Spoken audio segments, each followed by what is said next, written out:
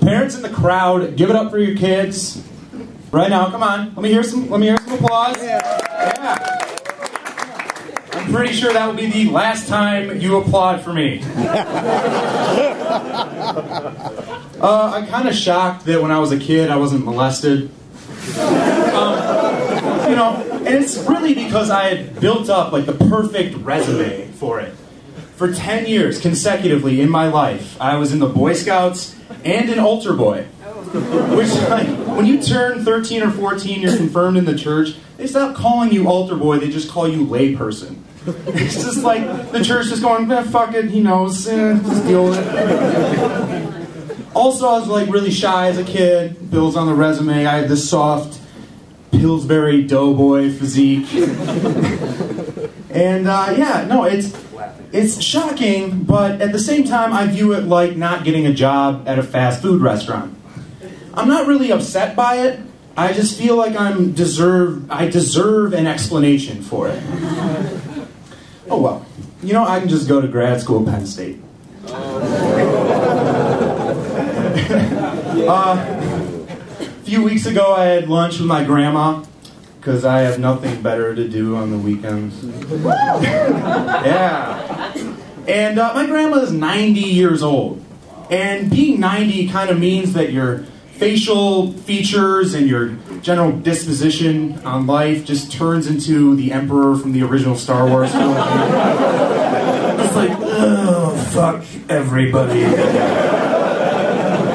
But I realized something during the conversation with my grandma. If you're a college-age student and you're talking with someone over the age of 80, you become a perpetual liar. Like, you divulge so many details about your life. And I try to be honest with my grandma, because I love her, right? But, like, the first sentence in our conversation will start out honest, and then it will just perpetually degrade into this ball of deceit. And it won't be difficult, intimate, personal questions that she asks me, I hope. It'll just be things like, well, how are your classes going? I'll be like, well, I have 4 of them.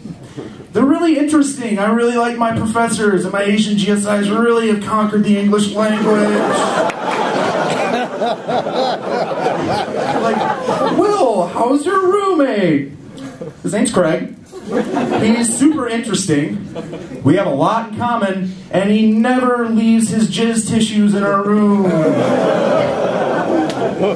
The worst part, though, is when she asks me about girls. Because she's 90. She grew up in the 40s. The fucking 40s. So, like, her ideal of a date back in the 40s is this young gentleman just comes up to a lady and is like, hey, would you like to go out sometime? And she's like, yeah. And then they just go like tra-la-la-ing down the boulevard. Well, somewhere someone's playing Perry Como and you can just hear it perfectly, like a theme song for their trot down to the apothecary, so they don't have fucking coffee shops. And he orders her like a malt or a soda, and they talk about like what's happening right now, like communism or that crazy civil rights movement. And if she knew like what actually happened, like my dates consist of vodka, some form of like marijuana, and then a possible like second floor bathroom hand job.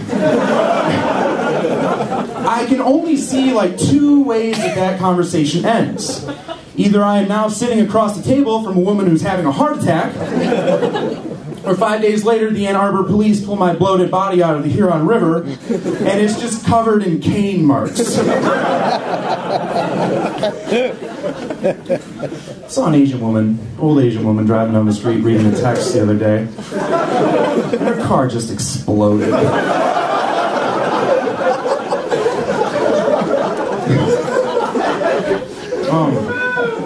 It used to be really commonplace for like when a parent caught their children smoking, they would lock them in like a closet or their room and force them to like smoke the entire pack of cigarettes. Like, don't ever fucking do this again.